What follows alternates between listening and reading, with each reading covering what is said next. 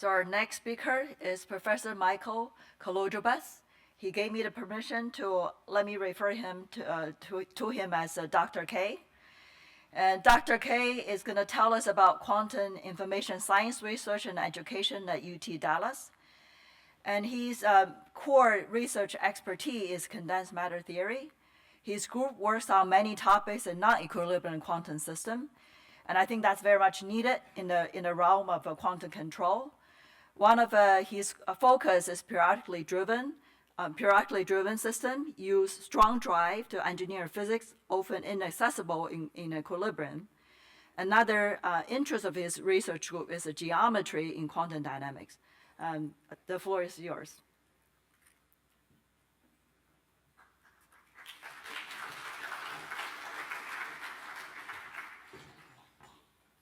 Hi, everyone. Well, thank you. I'm delighted to be here. I have to say I'm impressed by the turnout, the number of people interested in quantum in Texas.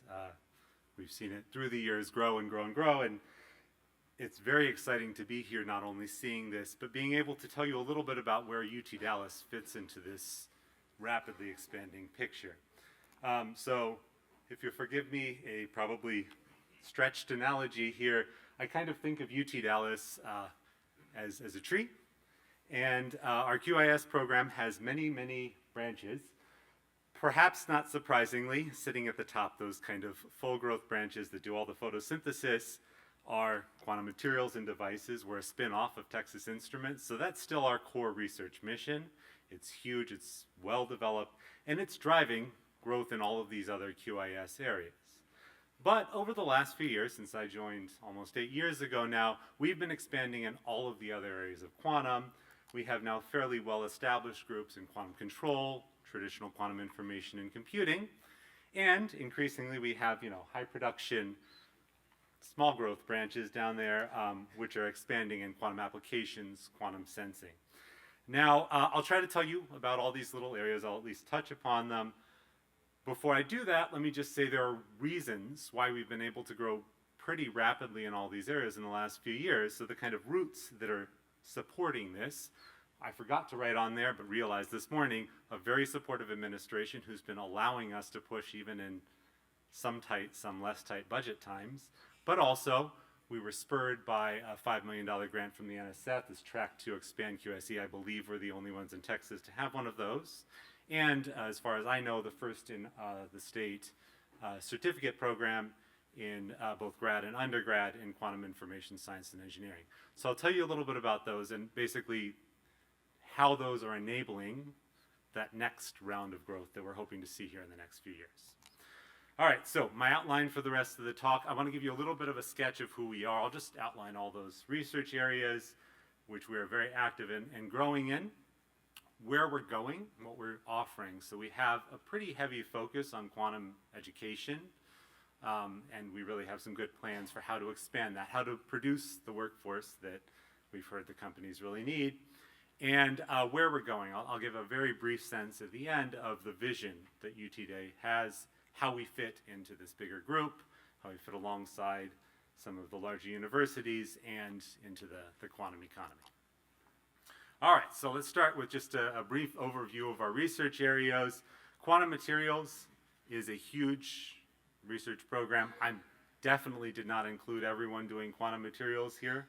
These are the ones who I could easily find their pictures, but I mean, our entire materials science department should probably be up there. That said, I put it first because, to my view, at least for solid state systems, this is the starting point of all the development that's going to happen in quantum science. If you happen to go to Dr. Fan Zhang's talk yesterday, he told you about how the pencil that you have in front of you is going to lead some of the next developments in quantum science, and I think that's true.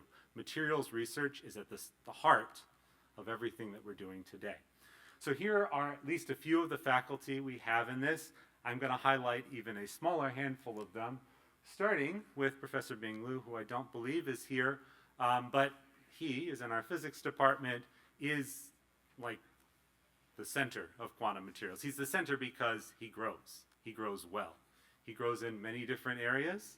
Superconductivity traditionally is something that he's focused a lot on, but also semiconductors, 2D materials, topological materials. He has been pushing all of these fields quite rapidly, and I actually gave him 2 slides, unlike some of the other speakers, because here's a slide on all the things he can do. I will say I know almost nothing about every detail there, except to say those are all actual details, whereas if you put in a second slide for me, it'll be kind of wordy fluff. These are actual things he can do. And so if you want a quantum material grown and you want to work with UTD, I'm just going to say go offline and please talk to Bing. He does an amazing amount of work here. The second set of people I want to highlight are our very new, very nice young faculty. We're actually delighted to have 3 new assistant professors just started this year, I believe, all of whom are in the audience. And this is, when everyone else was funding freezing, our administration push got 3 hires last year in condensed matter theory and experiment. We have 2 new theorists, Professor Ming Ji, Professor Yves Kwan, both, broadly speaking, 2D materials, topological physics, strongly correlated physics, but with slightly different foci. So for example, Ming works on excitations in these materials, so excitons, magnons, as well as other more traditional, let's say, electronic structure problems. Whereas Yves, also 2D strongly correlated, but with a parallel track. One thing I was noticing when I looked at this morning is every single one of the things he highlighted has the word anion in it. So I guess if you want your favorite on, you should go talk to Yves. In addition to these 2 theorists, both of whom are doing some fantastic work and have started very strong at UTD, we're delighted to have a new experimentalist, Professor Menke Liu, who is working again on strongly correlated 2D materials, but unlike us theorists, actually doing it. I will simply skip to the second slide, talking a little bit about some of these experimental efforts that she's been reviving at UTD. So she is traditionally an STM person, but has also worked on, Dilfridge. She's trying to revive our Dilfridge, which a previous professor left behind, as well as MBE, atomic imaging devices. I mean, she does a wide range of experimental efforts. I wanted to particularly highlight this slide because one of the things we're most excited about right now is she is really reviving our dilution fridge. She's turning it back into a serious scientific instrument.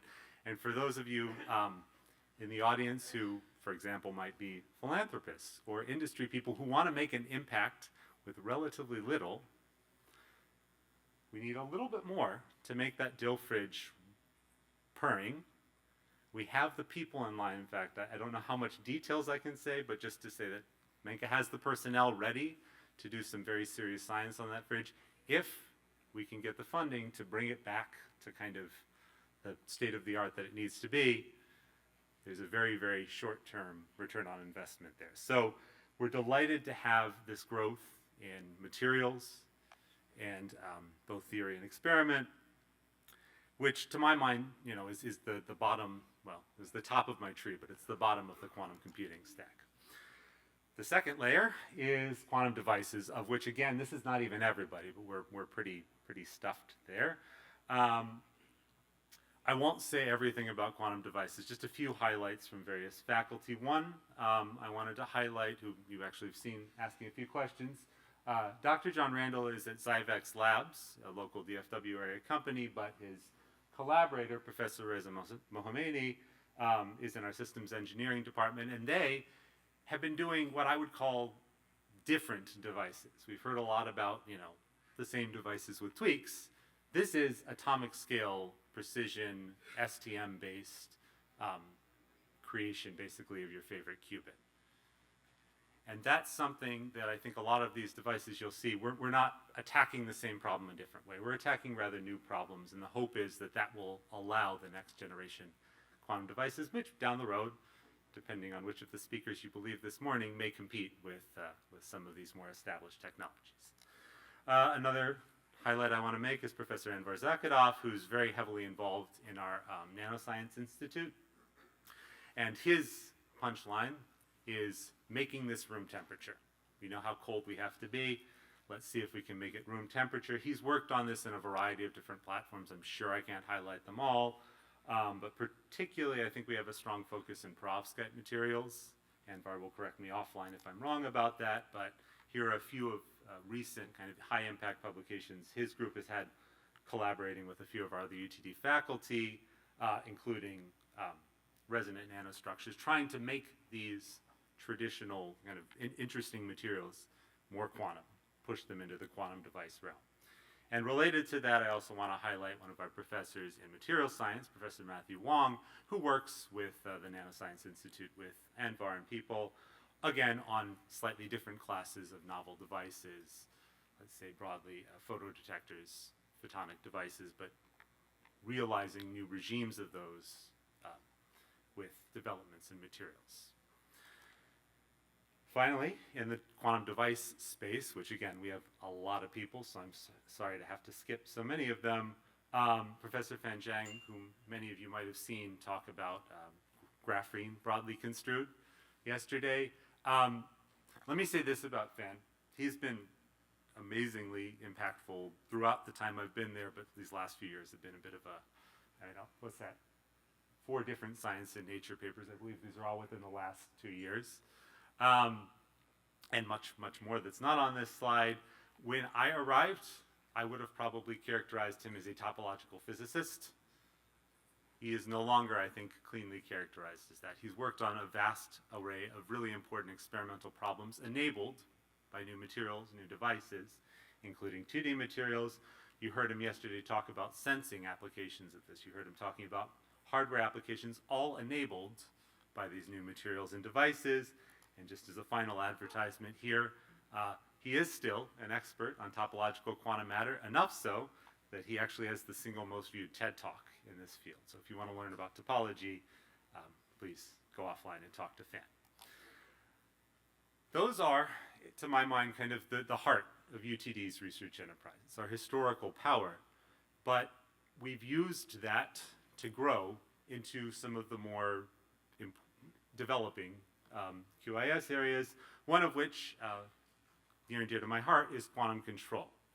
So the point being, now we have these quantum devices. They're not great. Well, they are great. They're not perfect, but we know we can do something quantum. How far can you push that? What is possible? How can you fight against the noise that you have? That's where the regime of quantum control enters, and that's where, for example, my research enters. I do quite a few things that were mentioned earlier. I had ChatGPT generate a word count, and you might be interested to know it thinks I work on the letter P and the number 2, if you look really, really closely.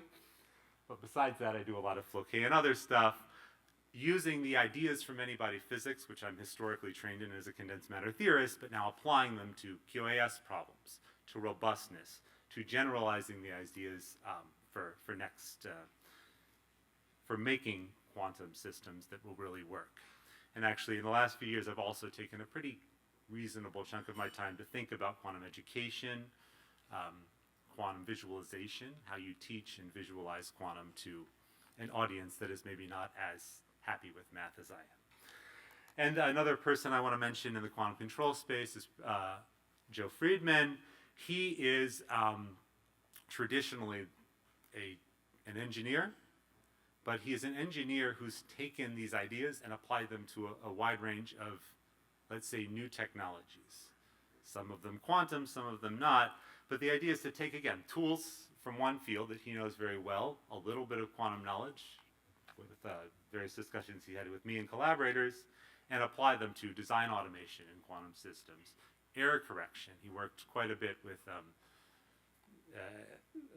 an error correcting expert trying to develop new hardware that will basically make this more efficient, and circuit design. Principles that we know are important in the classical space, bringing them over into quantum. I think he's a good highlight of how this has been happening at UTD, bringing people from outside of quantum into this space and using their expertise well. The other, let's say, very well-developed field that has been growing very fast these last couple of years is traditional quantum information and computing. I won't talk about her quite yet, but one of the very nice hires from my perspective is Dr. Bei Zhang, who's she's a good old-fashioned quantum information theorist. She's in the physics department. She's a few offices down from me, and it's been delightful to have her around, teaching us condensed matter people what we should actually be thinking about. But even outside of physics, we've been hiring, we've been pushing this field forward. Particularly, I want to highlight two of our newer faculty in computer science, Professor Andrew Nemec and Professor Daniel Gibney, who work on quantum error correction and algorithms. And these are people, again, traditionally out of a CS group, that are now really full throttle pushing forward our quantum computing, and in fact, as I'll talk a little bit about, pretty heavy parts of our quantum education as well. We quickly say Dr. Nemec is an expert in quantum error correction, all aspects of quantum error correction. Professor Gibney works on algorithms and string problems. And then finally, one of those lower branches, quantum applications, is the idea of using this to advance other fields that historically have nothing to do with quantum. Biology, chemistry, maybe a little bit of quantum there, but still, engineering, even business, we're starting to think about applications. The highlight I would do here is actually my department chair, Dr. Andres Cisneros, who has worked historically on biophysics and ab initio calculations of real complicated biomolecules, but has taken an interest in these last couple years in collaboration with me on applying techniques of quantum computing to solve some very complicated problems there. And here's, for example, a really molecular transport idea that we've been working out, where you treat it as an open quantum system, map it to a quantum computer, and our initial data suggests this is actually quite a useful thing to simulate. The quantum computer gives you some very valuable data. And finally, quantum networking and communication is, I would say, a burgeoning field. We're not fully established there yet, but here is where I will say Bay, in one of her many, many, many hats, does quantum networking and communication. I looked at the little plot she put here. It says physics, information, practical, fundamental. I read that as she basically does everything, and I think that's pretty accurate. So she is our QIS expert, and she's been an amazing addition to our university.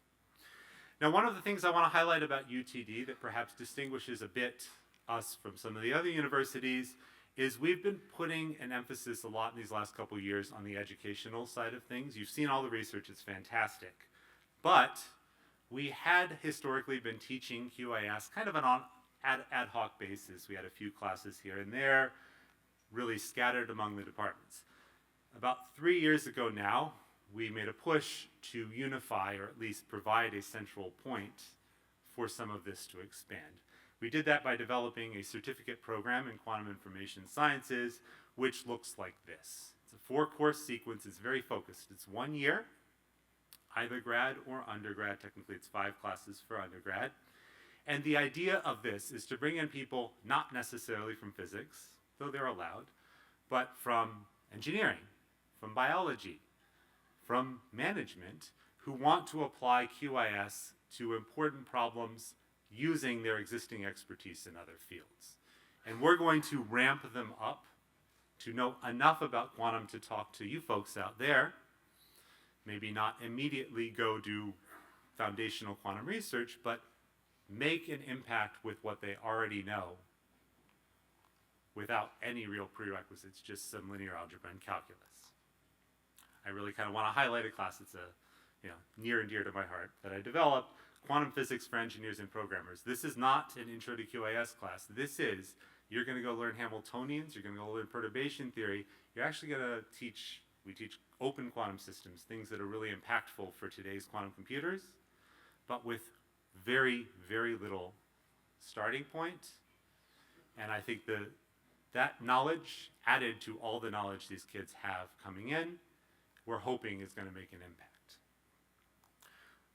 We have a few other outreach programs I want to quickly mention. I'm almost out of time. Quantum Connect is something where we bring quantum interested folks to a quantum conference. This is us at IEEE Quantum a couple years ago. We have a couple of Quantum Connect participants out in the crowd. Maybe they can tell you all about how exciting it is, but it's a really nice opportunity for them to experience the QIS space for the first time. The CS program has done some really nice workshops and outreach, particularly for high school students. They do a course similar to what we heard about run here at A&M, but it's on UTD's campus. And the first year we did it, 29 were enrolled. The second year, 64, and I think that's going to keep growing.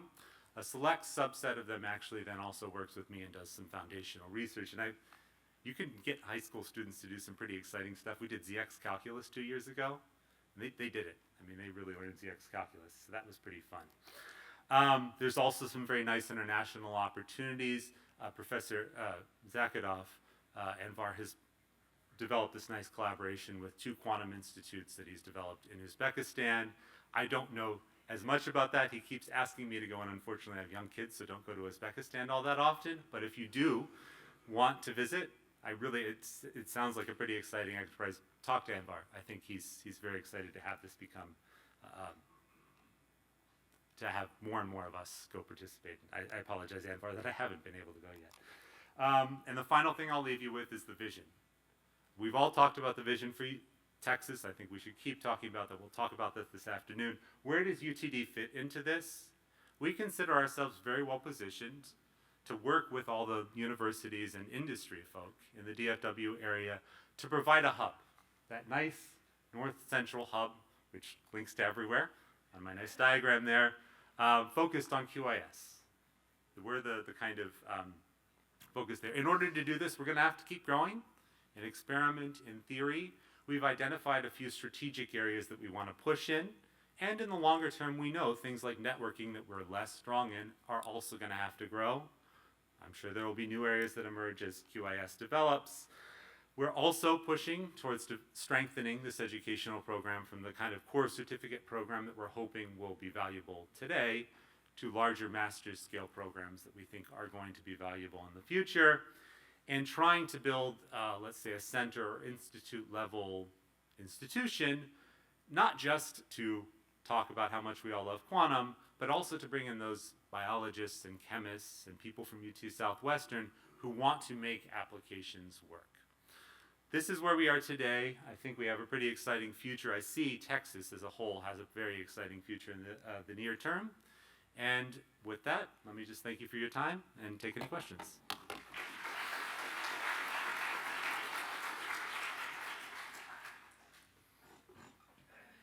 Any questions for Michael?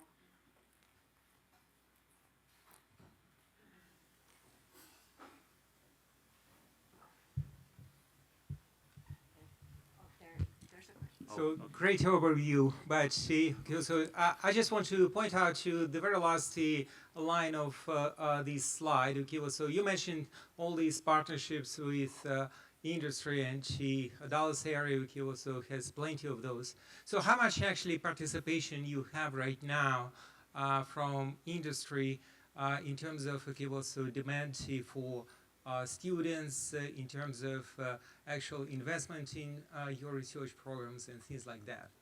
That's a great question, and what I would say is not as much as I'd like. There are a handful of companies that we talk with. Zyvex Labs, for example, is here and kind of was even on my slides as a direct collaborator with UTD faculty. We have some good connections with TI. We have some good connections with other companies. I'm probably not quite the right person to speak about this because, to be honest, my background is all very much theoretical physics, and I am not the leader in the push towards making this direct connection with industry. However, something we've been trying to push, there's a reason this is on my vision slide, is that needs to grow in the next few years. We know, for example, Chase has been hiring in the quantum space, and they've been hiring there in the DFW area.